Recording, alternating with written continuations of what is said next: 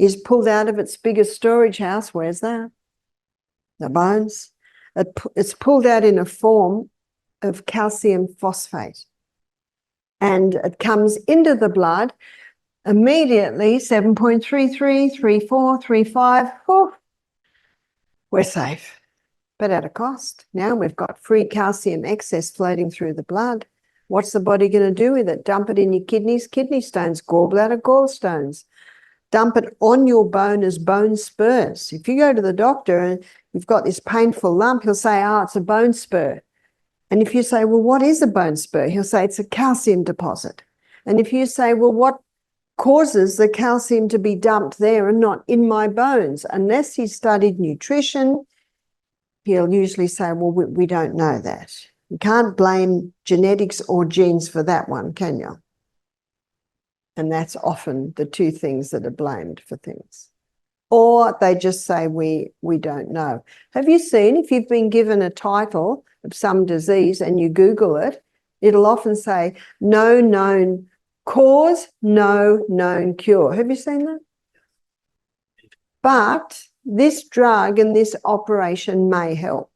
May. That's why you're far better going this way. And so I read in an old book, and I love this sentence. I wrote it in Self-Heal by Design. This law, Newton's third law of motion, to every action there's an equal and an opposite reaction.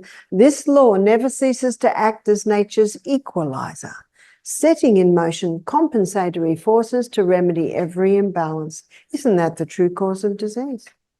An imbalance has happened because the body's compensating for this imbalance. But there is a very simple way to get rid of a bone spur, and that's a castoral compress. Castoral penetrates very, very deep, and it can break up a bone spur, and the good news is it will never break up your bone. Psalm 104 verse 14, God gave herbs for the service of man. It says, where do you want us? Well, take that bone spur away, but leave my bone. But what affects the pH probably more than anything is the food that we're eating. So we're going to make a list of foods that have an alkaline effect and foods that have an acid effect.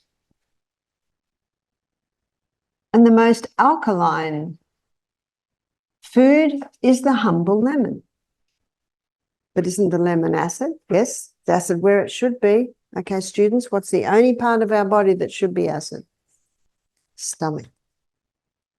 So when you have a dressing, and I know that all the dressings served here have lemon in them. When you have a dressing on your salad, it helps you digest your salad because the lemon helps to boost your hydrochloric acid. But when the lemon is broken down in the gut and dispersed into the tissues, it leaves an alkaline effect because of the alkaline minerals, which are sodium and potassium and magnesium and calcium and iron. So the lemon is high in these alkaline minerals. So it has an alkaline effect at the cellular level, but it has an acid effect in the stomach.